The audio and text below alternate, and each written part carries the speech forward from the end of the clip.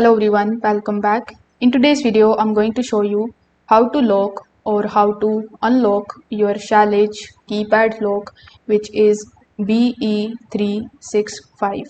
So in order to lock the Schlage BE365 from outside, you just have to simply press the Schlage button. The keypad should light up blue when you press it.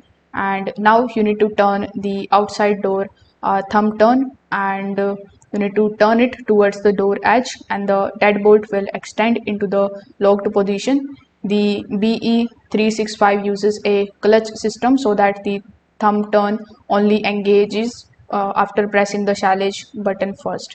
Now, in order to unlock it, you just have to simply enter the 4-digit user code, and then you need to wait for the green check mark light. Then you need to rotate the outside thumb turn. The thumb turn only engages for a few seconds after entering the correct code, so do not wait too long before turning it.